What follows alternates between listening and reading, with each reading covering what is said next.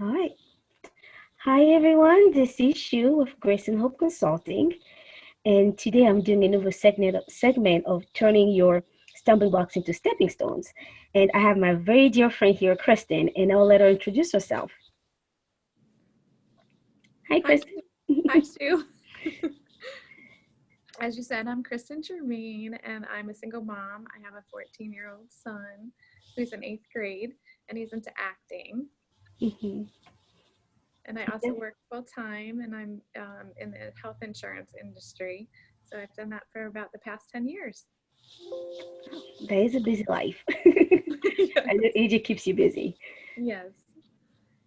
So I know you and I know your story, but just to give people a little sense of the life of a single mom, and then having working full time, and then keeping staying with taking care of AJ and making sure that he has a full life that he can possibly have, Yes. and going from there to what you're doing now. I know we're going to go a little bit into what you're doing, but you definitely, I know you use your stumbling blocks into stepping stone.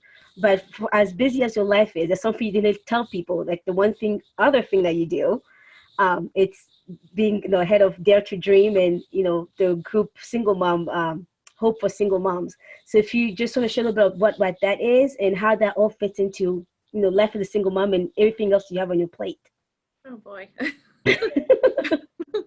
Well, back in, I guess it was in 2012, 13, like you said, I've been a single mom since my son was 3. Mm-hmm. And the reason I became a single mom was because my husband was abusive. And so I ended up filing divorce. And so, kind of felt lost before doing everything I'm doing now. But God called me into the ministry by one time I was at a business meeting and the pastor was talking about single moms. And it was there that I felt like God literally called like a light beam down from heaven and Mm-hmm. called and said to me, Cristin, that's what I want you to do. I want you to reach single moms. And at that time I had no idea what that meant because I was working full time and I was raising Mm-hmm. my son and he was probably 6 at the time. And so I was like, I don't know what this means, God, but I'll do whatever you want. So I contacted the pastor and his wife, and they said that they've been praying and they were going to ask me to lead single moms ministry at the church. So that just began with 2 or 3 of us, and so we kind of went from there.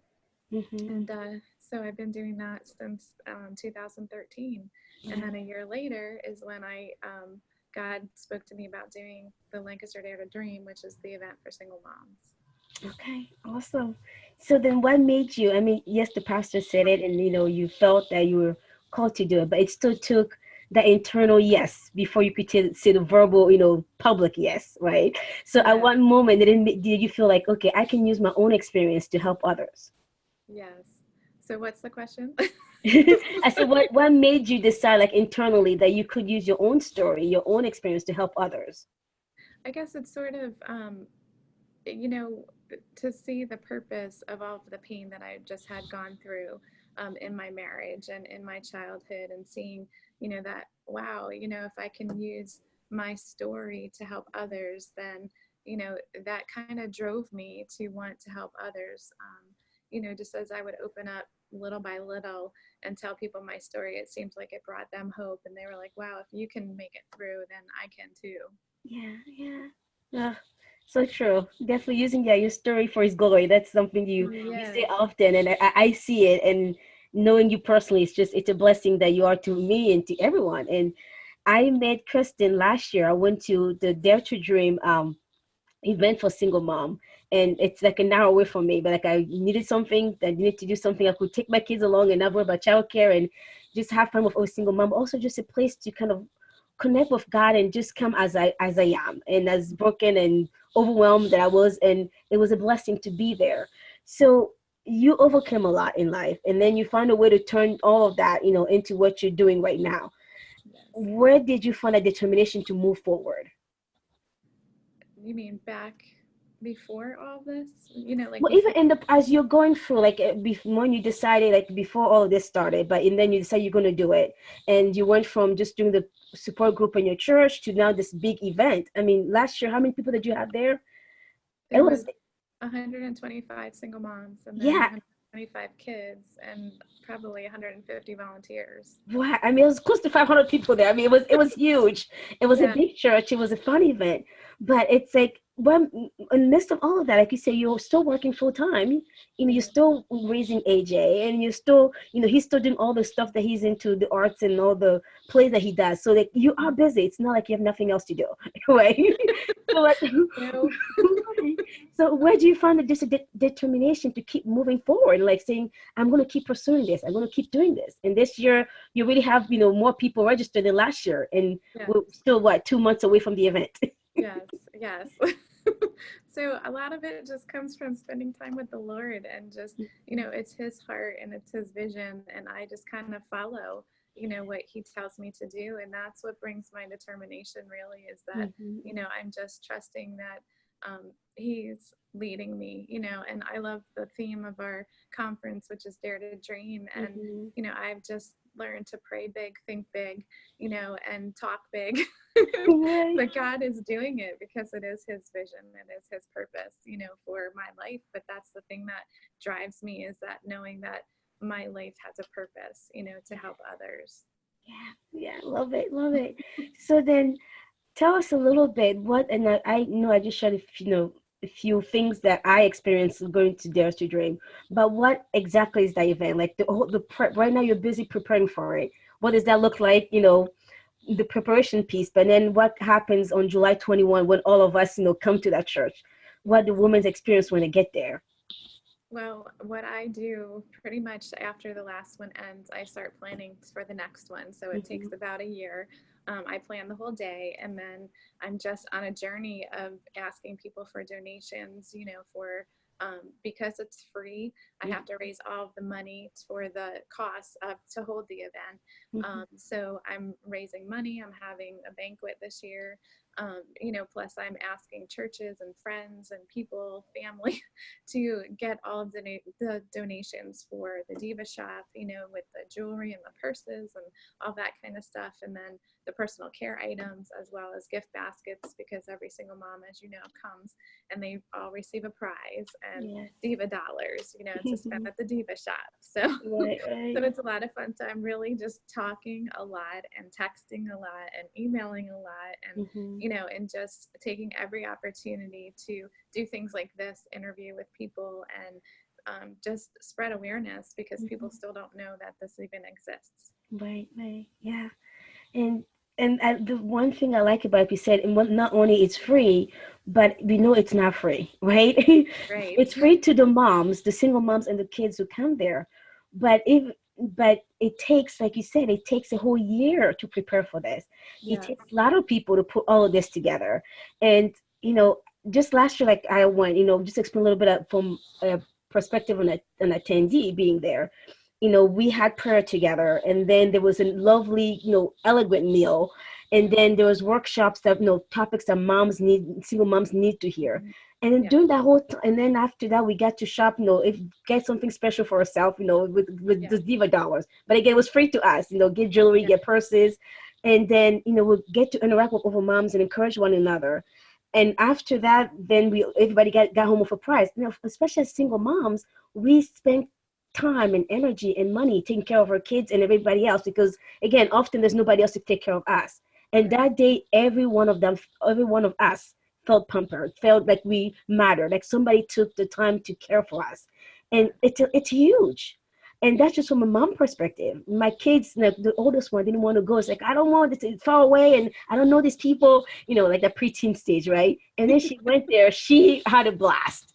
Even Oh, for the kids to realize that they're not alone in this, journey. There's other kids like them, and we can still have meaningful, purposeful life, because God still loves us, and He still uses our brokenness, for something beautiful. right. So, this is why not only I got connected with you, but also why, I'm such a fan of Dare to Dream, because I know it made a difference in my life, and I can only imagine all the other women who came, over one woman who came there. The few that I talked to at my table during lunch were all like, this is so huge. Like, this will probably recharge my emotional and spiritual batteries for the whole year, because we all needed that, you know?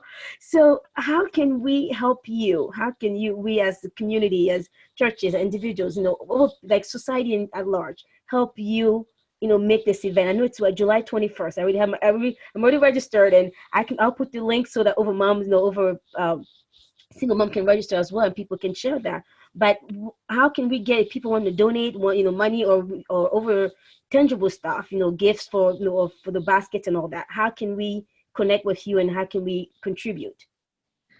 There are multiple ways that you can connect with me, either through my cell phone, which is 717-598-3395, or I do have a new website that I just recently created.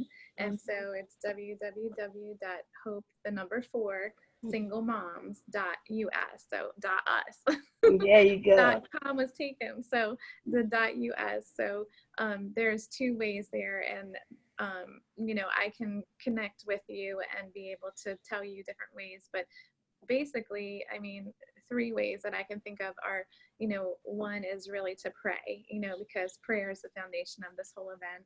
But secondly, to volunteer your time. We ask for a commitment from like 7 in the morning till 3 in the afternoon just to complete the whole day.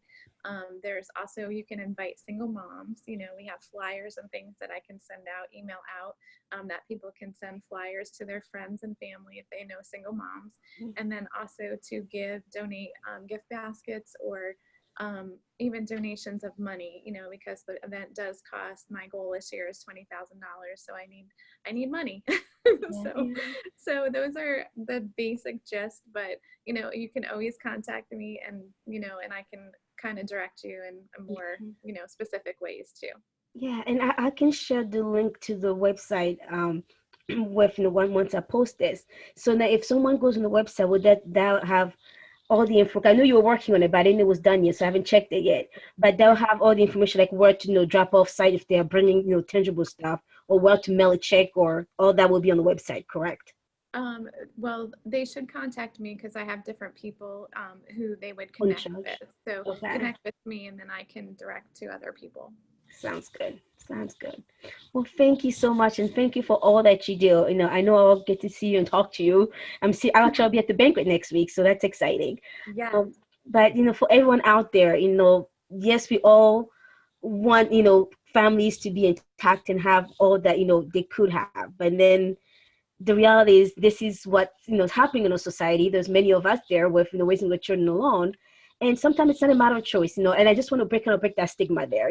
Everybody think that, well, when someone's a single mom because they were a bad mom, was a bad relationship, like sometimes it is. Sometimes the people who are single mom by choice, I know friends who choose to adopt and become, they weren't married, but they wanted to be moms, and the adopted children became single moms. So just because you're a single mom, just to kind of, put that stigma out there, and they're one of the most, strongest and bravest souls that I know on earth, I don't take that lightly. So if you want to encourage someone who's there, raising kids on their own, and raising the next generation of people who stand up for what's good on this earth, those are the people that you want to support.